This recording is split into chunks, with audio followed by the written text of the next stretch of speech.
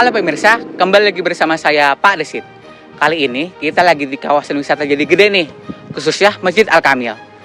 Nah, di sini tuh deket banget sama waduk loh. Tuh lihat. Dan kalau mau keliling waduk ya, cuma 5.000 aja. Murah kan? 20.000. Berita bohong bisa merugikan kamu? Sebarkan informasi, jangan sampai merugikan.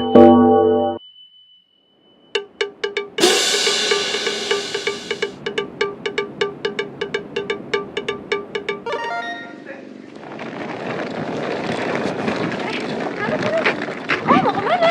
Cina, pamit dulu ya, aku mau ke Jepang, doain. Oke, mau ngapain ke Jepang? Ini nih ada berita heboh, jadi katanya Jepang bakal bayar 500 juta buat yang pindah ke Jepang. Lihat. Ini kan Jepang bayar 500 juta untuk pindah ke pedesaan. Kamu baca nggak sih beritanya sampai habis? Pedesaan? Maksudnya?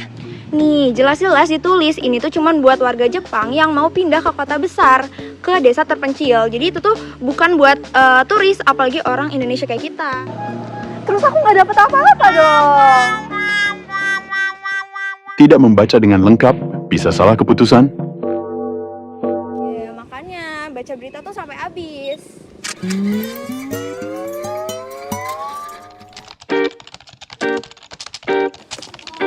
Wah, ini nih, gajinya besar, dekat rumah juga. Pasti ini rezeki aku. Gas deh langsung ke kantornya. Kamu langsung diterima. Tapi kamu transfer 5 juta sebagai syarat administrasi. Loh, kok saya yang harus transfer, Pak? Serius nih? Kalau kamu nggak transfer, gimana kamu mau kerja? What? Fix, ini penipuan. Tertipu dengan informasi palsu? Jangan cepat percaya dengan informasi yang belum tentu.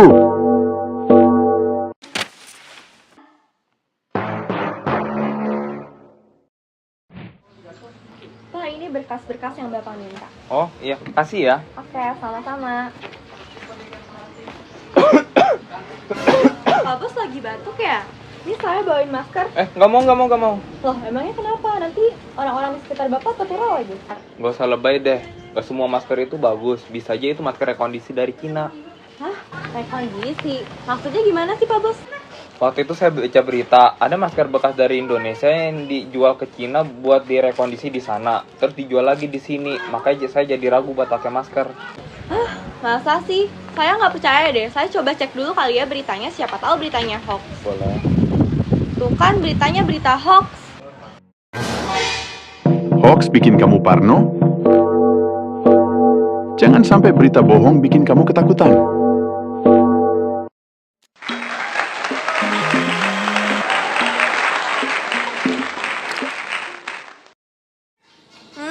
Biskuitnya enak banget. Cocok banget nih buat jadi teman kerja.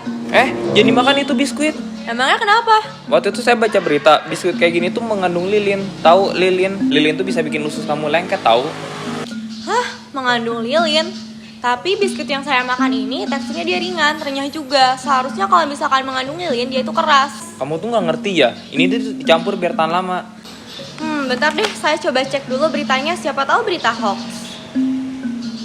Tuh kan beritanya berita hoax. Lah, Hoax bikin kamu parno lagi? Telah kembali, apa yang kamu baca? yaudah deh, saya cicip sedikit dong. Kasus-kasus tadi merupakan contoh serta penggambaran bagaimana dampak berita bohong atau hoax dan pentingnya kemampuan literasi digital. Hampir 30 sampai dengan 60% pengguna internet di Indonesia terpapar dengan berita bohong. Namun, hanya 20 sampai 36% saja yang bisa mengenali berita bohong.